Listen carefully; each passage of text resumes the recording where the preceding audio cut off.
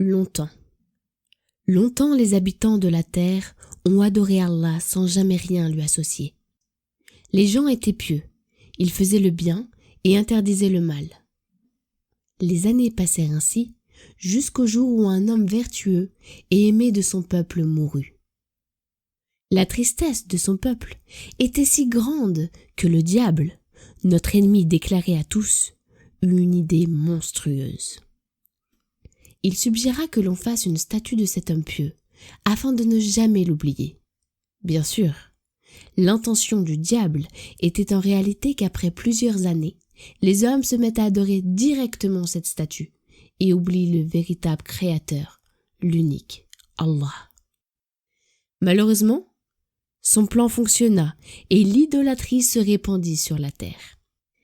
Et c'est ainsi que par son infinie miséricorde, Allah envoya son serviteur Nuh, qui fut donc le premier messager à être envoyé aux habitants de la terre afin de mettre en garde contre l'adoration de tout ce qui était en dehors d'Allah. Nuh transmettait son message de jour comme de nuit, parfois secrètement, parfois publiquement, parfois en leur parlant du paradis, et d'autres fois en leur parlant de la colère d'Allah sur ceux qui lui associaient quelque chose. Nuh utilisa toutes les méthodes pour avertir son peuple. Mais malgré cela, la plupart d'entre eux continuèrent dans leur égarement et dans l'adoration des idoles. Ils se mirent à se moquer de ceux qui croyaient au message du prophète Nuh, allant même jusqu'à les menacer de les chasser de chez eux. Le prophète Nuh transmit son message durant une période extraordinairement longue, 1000 ans moins 50 années. Mais pourtant, seuls quelques hommes crurent en lui.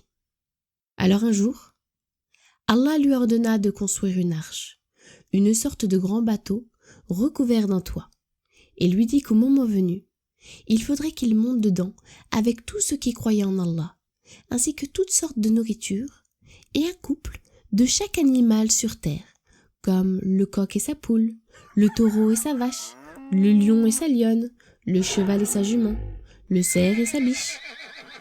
L'arche était tellement immense qu'elle possédait 3 étages. Tout en bas se trouvaient tous les animaux sauvages, tels que les tigres, les ours, les singes, les éléphants ou encore les loups. Au milieu se trouvaient les humains. Et enfin, au-dessus, se trouvaient toutes sortes de volailles, comme les poules, les dindes, les canards et les oies. Nuh termina donc de construire l'arche sous les moqueries de son peuple. Mais après quelque temps, Allah lui ordonna d'y monter avec les croyants et les animaux. Et quand ce fut le cas, Allah fit jaillir de l'eau de toutes parts. Elle sortait du sol à une grande vitesse, et une pluie telle que la terre n'en avait jamais connue s'abattit, à tel point que la montagne la plus haute de la terre fut entièrement recouverte. L'arche de Nuh voguait ainsi sur les eaux un long moment. Puis Allah ordonna à la terre d'absorber son eau, et au ciel de cesser de déverser la pluie. Et c'est ainsi qu'Allah fit disparaître de la terre toute personne qui adorait autre que lui, et sauva Nuh et les croyants qui l'avaient suivi.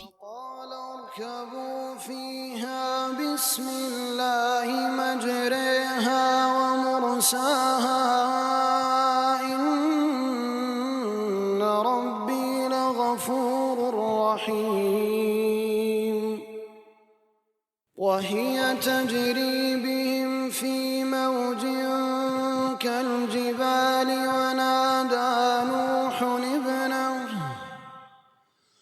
ونادى نوح ابنه وكان في معزل